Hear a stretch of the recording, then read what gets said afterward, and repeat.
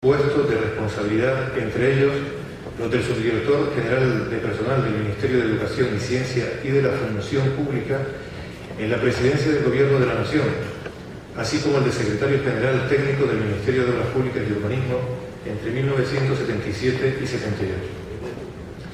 Ha tenido una intensa actividad política representando a Santa Cruz de Tenerife en el Congreso de los Diputados en 5 legislaturas, en las Cortes Constituyentes de 1977 por la Unión de Centro Democrático y en otras 4 legislaturas del 89 al 2004 por el Partido Popular. Fue senador por Tenerife en la primera legislatura y primer presidente de la Junta de Canarias en 1978. En las elecciones municipales de 27 de mayo de 2007 fue resultado elegido concejal del Ayuntamiento de Santa Cruz de Tenerife.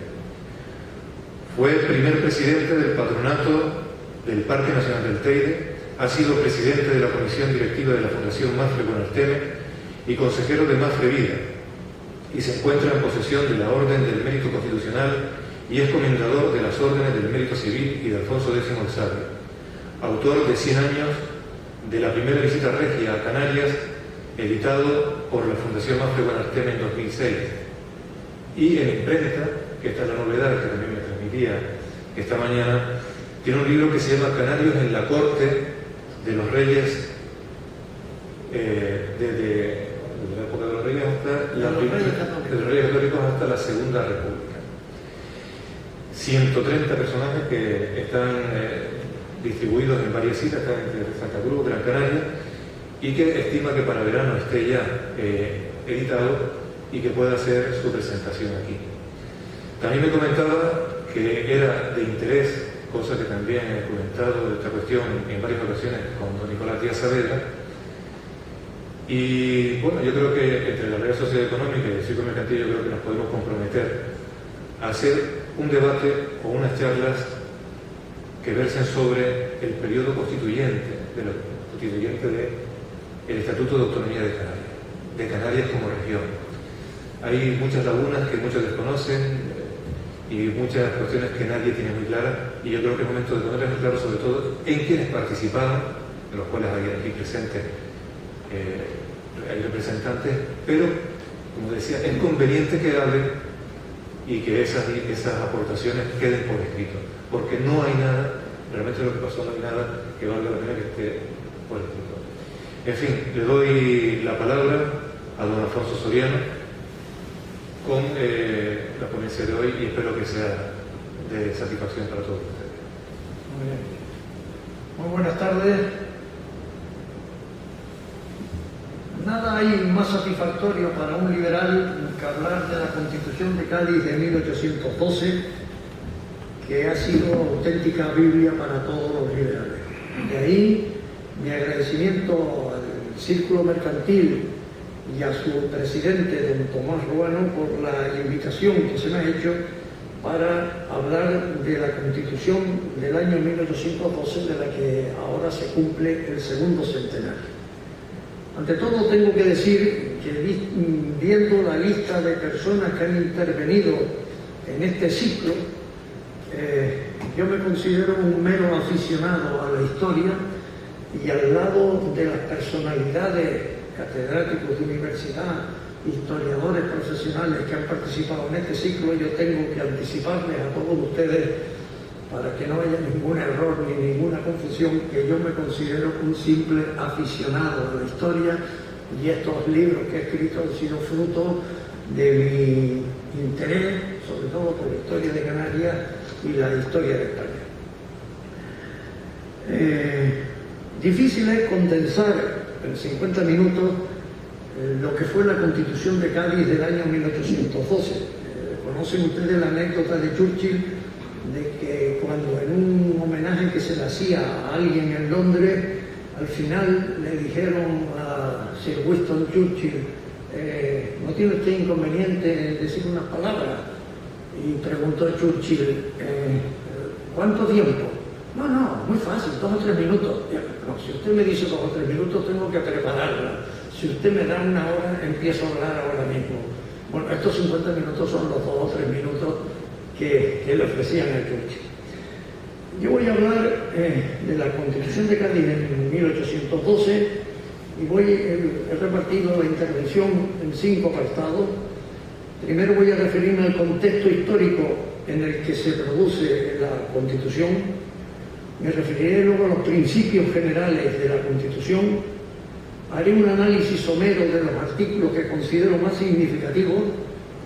Luego hablaré de los diputados canarios en Cádiz y por fin, en la última parte, los efectos de la Constitución de Cádiz en Canarias, el pleito insular, que según don Marco Quimerá, que quiero tener un recuerdo muy especial para él, puesto que ha fallecido hace 2 días, y él se consideraba un hombre regional, siempre me decía, yo tuve mucha relación con él, que él tenía 13 hijos, 6 habían nacido en Tenerife, 6 habían nacido en Santa Cruz de Tenerife, 6 en Las Palmas de Gran Canaria y 1 en La Laguna. Él condensaba el pleito insular entre las 3 ciudades, La Laguna, Santa Cruz y Las Palmas, que tuvieron protagonismo. Encajando en el contexto histórico a la Constitución de Cádiz, diremos que nos encontramos en los finales del siglo XIX. Luis XVI muere en la horca el 21 de enero de 1793, pocos años antes.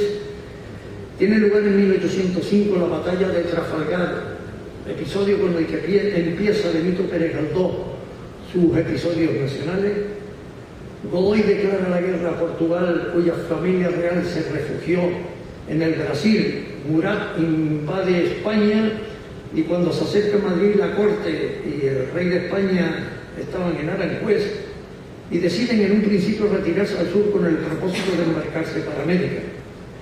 Pero, como dice Félix Amat, cuanto más lo medito, dijo al rey Carlos V, su confesor real, cuanto más lo medito, tanto más tengo por cierto que en el conjunto de las circunstancias actuales faltará gravísimamente vuestra majestad a las obligaciones de soberano si se va hacia Cádiz. Sin duda pecará mortalmente y será más horrendo el pecado si se lleva también al príncipe de Asturias y demás hijos de vuestra majestad. Bueno, los reyes de Portugal se fueron al Brasil, los reyes de España se quedaron en España con todas las consecuencias.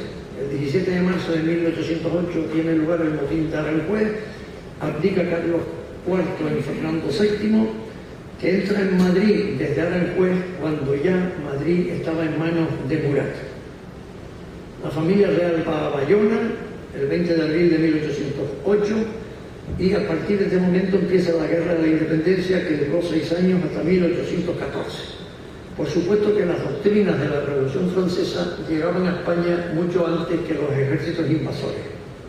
Cuando Fernando VII salió de Madrid, el 1 de abril de 1808, se constituyó en la capital una junta de gobierno presidida por su tío don Antonio, que se plegó a los deseos de Napoleón.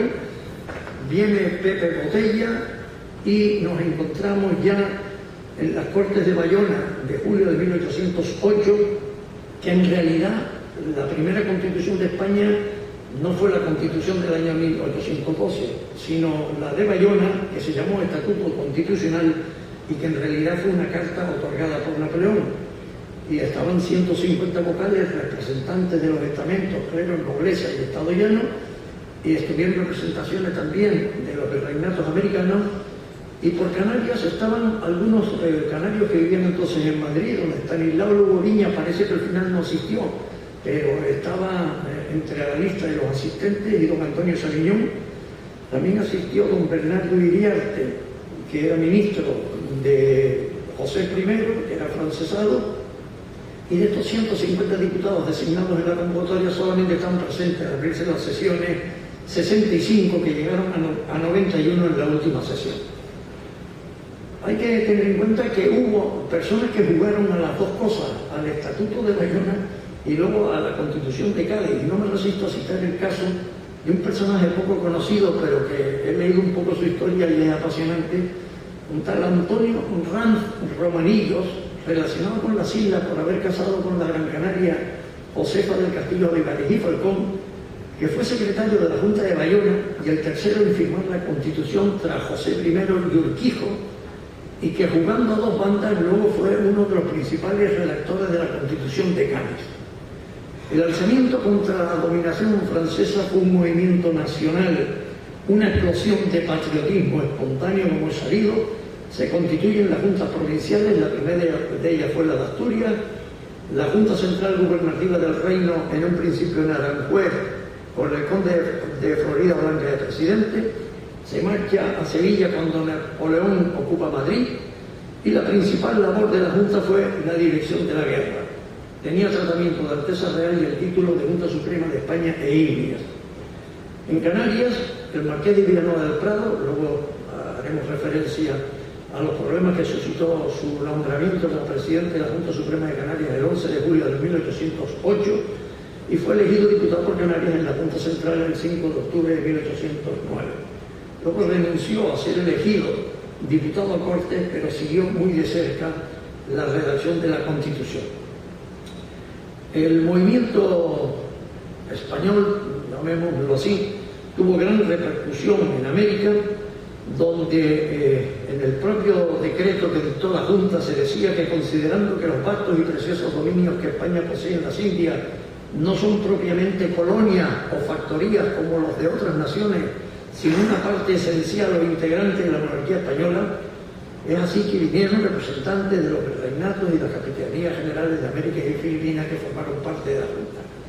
Se solicitó ayuda a Inglaterra, hubo un tratado poco conocido, firmado en Londres el 14 de enero de 1808, por el cual Gran Bretaña se comprometía a ayudar a España, y en la isla de León se nombró un consejo de regencia al cual se confió la misión de reunir cortes. Merece la pena recordar que fue en España, en las Cortes de Cádiz de 1812, donde se forjó el nombre de liberal como sustantivo en la sección política de lucha por la libertad, y que del español pasó a las demás lenguas, una auténtica modificación semántica respecto a su utilización tradicional como simple adjetivo que aludía a la prodigalidad o generosidad de una persona. En la Corte de Cádiz de 1812, España fue el tercer país, tras Estados Unidos y Francia, en hacer una revolución liberal, y esa fecha permanece en la historia como el inicio de un difícil trayecto hacia la reconquista de las libertades individuales y de un Estado de Derecho en nuestro país. Hasta 1936, la historia constitucional española fue una de las más extensas, y ello a pesar de descalificaciones como la visión del régimen franquista, que siempre proyectó durante 40 largos años sobre generaciones y libros escolares, siempre en contra del liberalismo. Yo siempre digo que yo leí por primera vez la Constitución de Cádiz después de haber terminado la carrera de Derecho, ya mayor. Pero la idea que a mí se me dio de la Constitución de Cádiz, cuando fui estudiante tanto de bachillerato como incluido en la universidad, años 40 y 50, fue que la Constitución de Cádiz era una constitución liberal, atea, y lo peor de lo peor. Y luego, cuando yo leí la Constitución, me di cuenta que todo aquello que me habían dicho era una tremenda patraña. Y ya veremos ahora, y la gente que está aquí de mi generación recordarán que hablar de la Constitución de Cádiz en aquellos tiempos, en Derecho Político, que nos daba clase Hernández Rubio, jamás se habló de la Constitución, porque Hernández Rubio no hablaba de las constituciones para no tener que ajustarse a lo... Pero había unos profesores del espíritu nacional, creo que se llamaba, que ese sí me acuerdo yo perfectamente, que decía que la Constitución de Cádiz era una constitución atea, liberal, etcétera, etcétera. Bueno, es más, en esa época, en el siglo XIX, hasta el sacerdote catalán Félix y Salvani publicó un folleto que tuvo una amplísima difusión dentro y fuera de España, titulado El liberalismo es pecado. Y con el mismo título, recuerdo porque lo tengo entre mis papeles, hubo una pastoral del obispo Pilitán en los años finales de los 40 que se tituló también El liberalismo es pecado. Algunos de los que están aquí lo podrán recordar.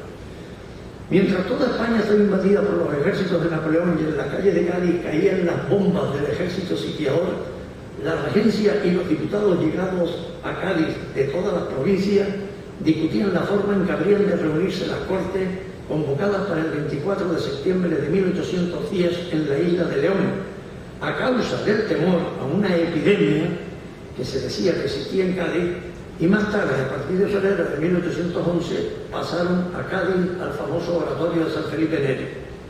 En las Cortes se producían discrepancias entre quienes deseaban seguir anclados en el antiguo régimen partidarios de una monarquía absolutista, y los que, influidos por los principios de la Revolución Francesa, querían algo más radical. Villanueva del Prado, al que Ciuranescu define como jovillanista, era un ilustrado y como tal contrario a la ruptura o reforma radical de las estructuras sociopolíticas en las que se había formado y dentro de las cuales tenía un lugar de privilegio.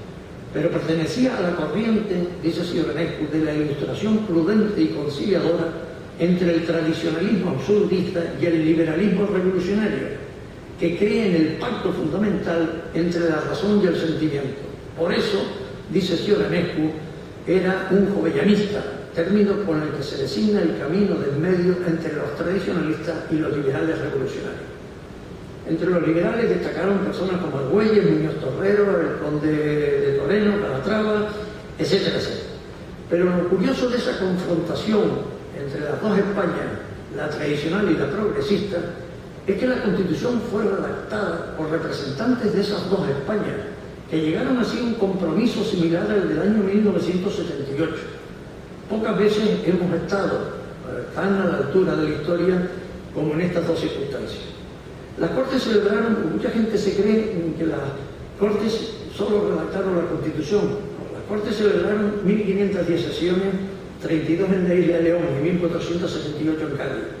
Se aprobaron 409 decretos con independencia de la Constitución, muchos de ellos muy avanzados. En Cádiz, en definitiva, se alumbró una revolución de consecuencias similares a las de la Revolución Francesa, pero una revolución incruenta, sin la sangre que había costado en el vecino país. La sangre la ponían en España los ciudadanos que luchaban heroicamente contra el francés.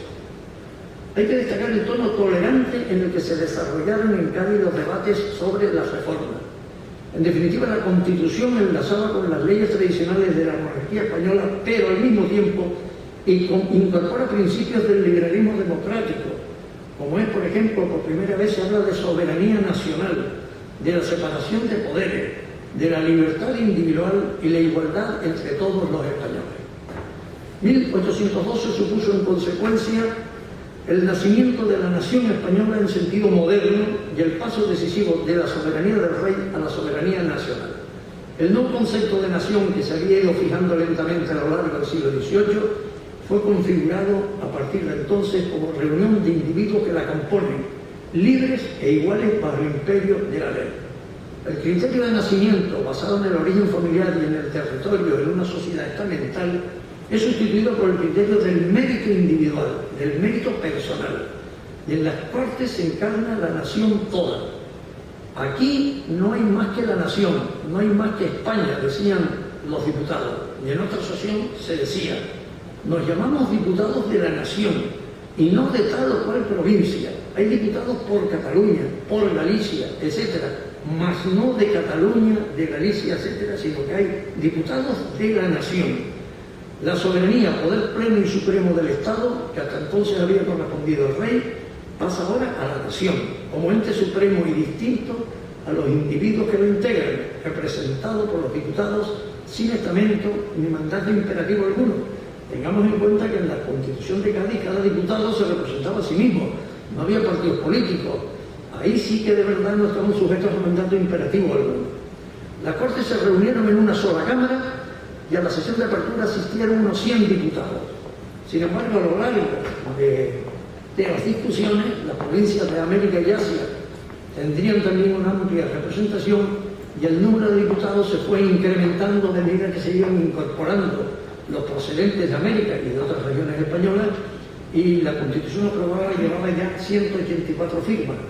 Y el acta de disolución de las Cortes del 14 de septiembre del 13 iba acompañada de 223 firmas.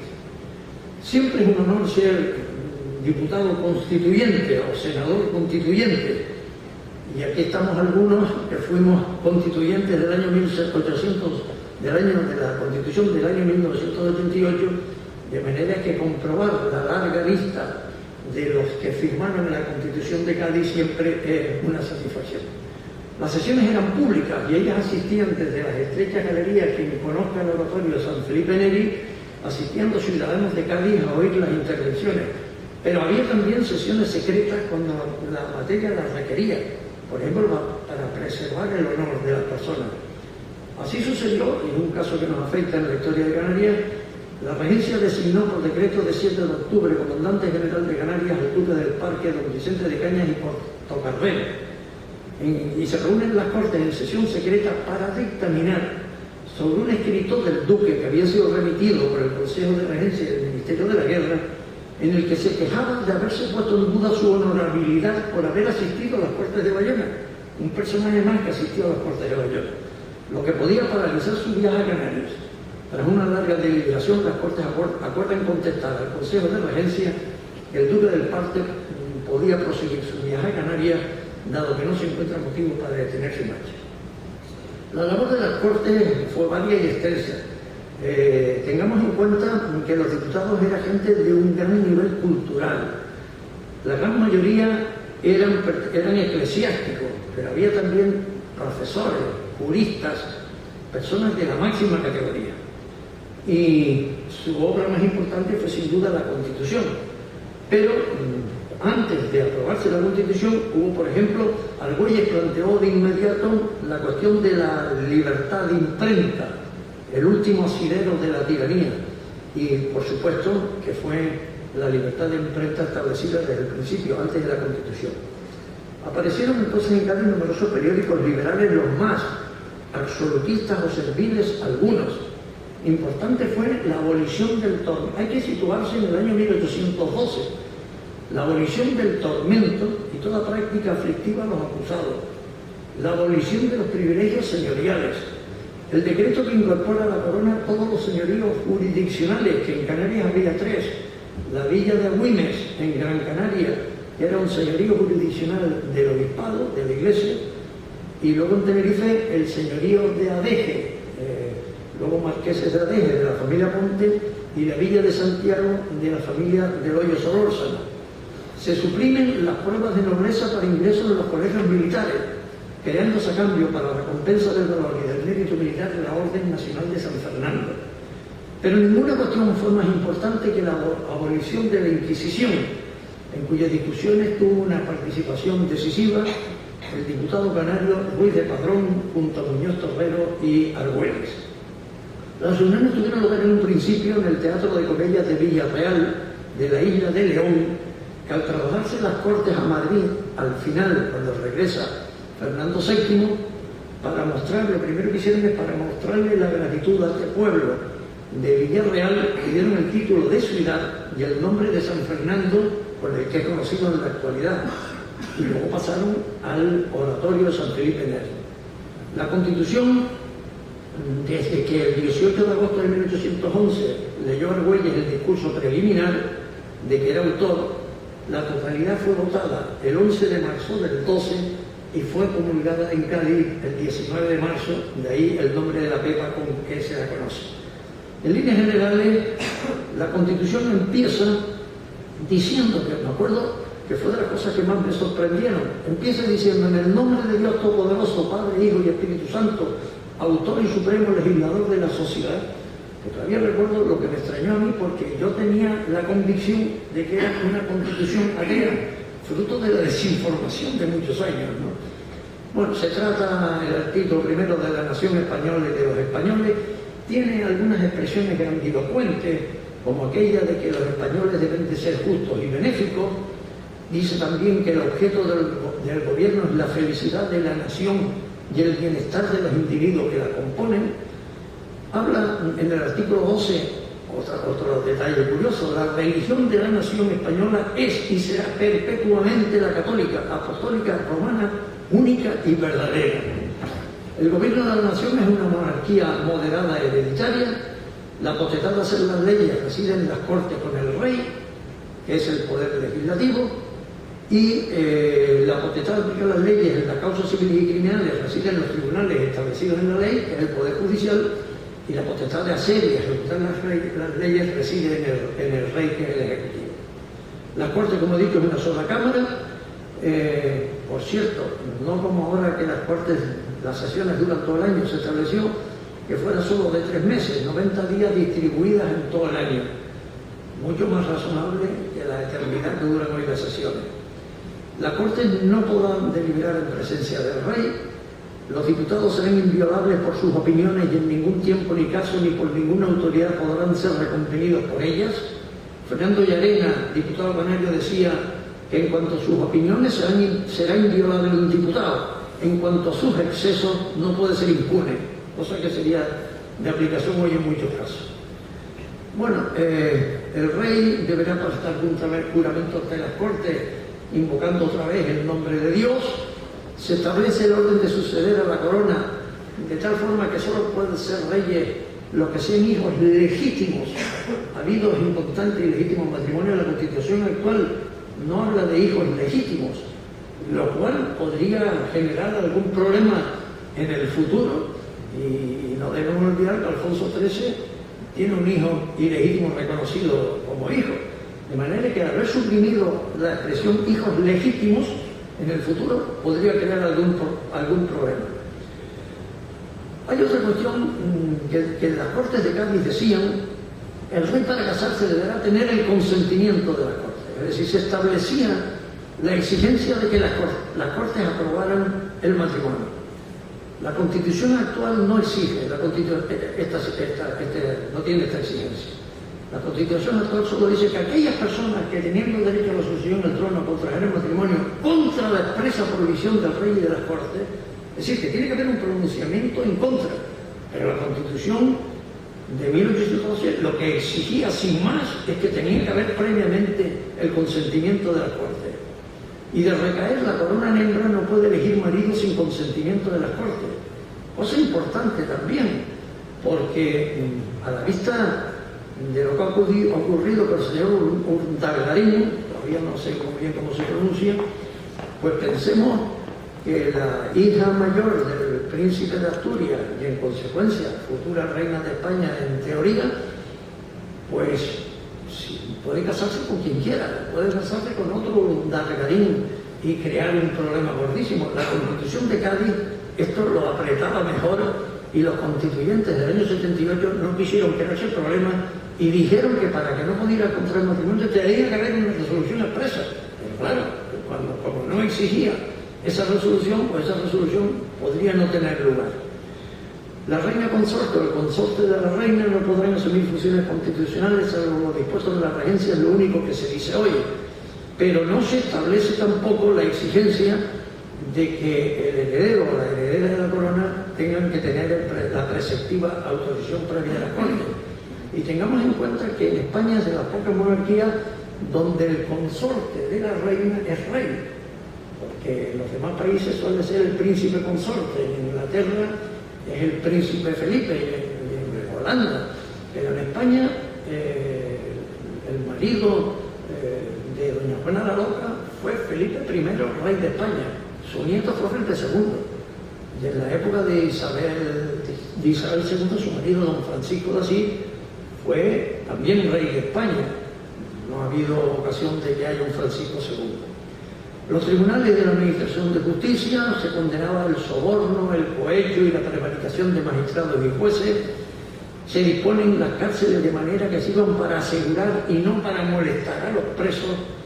Se prohíben los calabozos subterráneos y malsanos. No se usará nunca del tormento ni de los apremios, ni se impondrá la pena de confiscación de bienes. Todo esto son conquistas muy importantes para la época. Hay que trasladarnos a la época en la que tiene lugar la Constitución del 12, con una monarquía absolutista que todavía estaba reinando. Del gobierno interior de la provincia y de los pueblos se crean los... Como región.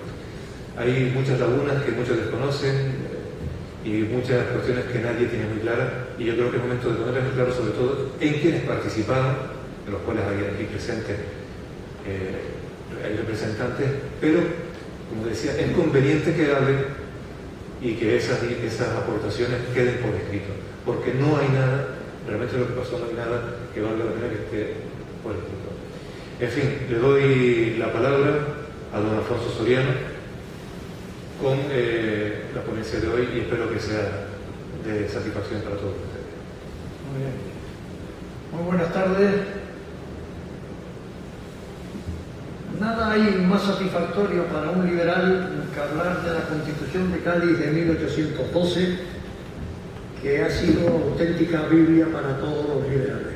De ahí mi agradecimiento al Círculo Mercantil y a su presidente, don Tomás Ruano, por la invitación que se me ha hecho para hablar de la Constitución del año 1812, de la que ahora se... Y es comendador de las órdenes del Mérito Civil y de Alfonso X el Sabio, autor de 100 años de la primera visita regia a Canarias, editado por la Fundación Mafre Buenarteme en 2006, y en imprenta, que esta es la novedad que también me transmitía esta mañana, tiene un libro que se llama Canarios en la corte de los reyes, desde la época de los reyes hasta de los reyes católicos hasta la Segunda República.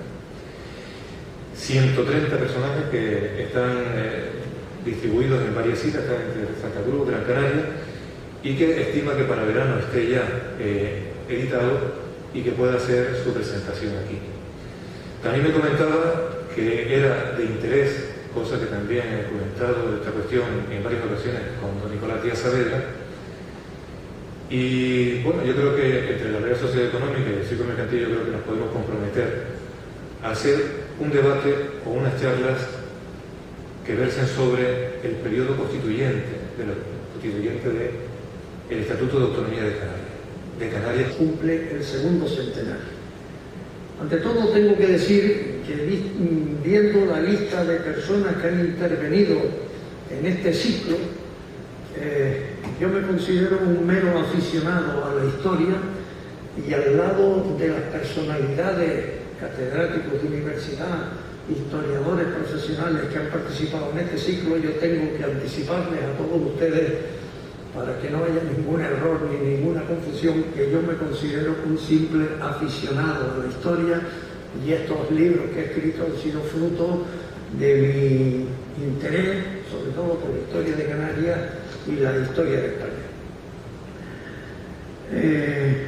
Difícil es condensar en 50 minutos lo que fue la Constitución de Cádiz del año 1812.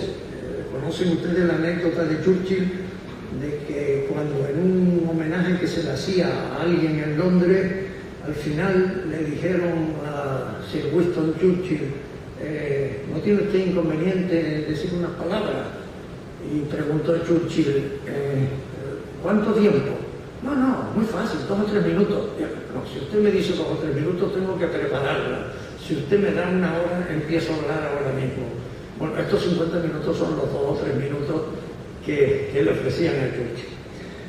Yo voy a hablar de la Constitución de Cádiz en 1812 y he repartido la intervención en 5 apartados. Primero voy a referirme al contexto histórico en el que se produce la Constitución. Me referiré luego a los principios generales de la Constitución. Haré un análisis somero de los artículos que considero más significativos. Luego hablaré de los diputados canarios en Cádiz y por fin, en la última parte, los efectos de la Constitución de Cádiz en Canarias, el pleito insular, que según don Marco Quimerá, que quiero tener un recuerdo muy especial para él, porque ha fallecido hace 2 días, y él se consideraba un hombre regional, siempre me decía, yo tuve mucha relación con él, que él tenía puestos de responsabilidad, entre ellos los del subdirector general de personal del Ministerio de Educación y Ciencia y de la Función Pública en la Presidencia del Gobierno de la Nación, así como el de secretario general técnico del Ministerio de Obras Públicas y Urbanismo entre 1977 y 78. Ha tenido una intensa actividad política representando a Santa Cruz de Tenerife en el Congreso de los Diputados en 5 legislaturas, en las Cortes Constituyentes de 1977 por la Unión de Centro Democrático y en otras 4 legislaturas del 89 al 2004 por el Partido Popular. Fue senador por Tenerife en la primera legislatura y primer presidente de la Junta de Canarias en 1978. En las elecciones municipales del 27 de mayo de 2007 fue resultado elegido concejal del Ayuntamiento de Santa Cruz de Tenerife. Fue primer presidente del patronato del Parque Nacional del Teide, ha sido presidente de la Comisión Directiva de la Fundación Mafre Buenarteme y consejero de Mafre Vida, y se encuentra en posesión de la Orden del Mérito Constitucional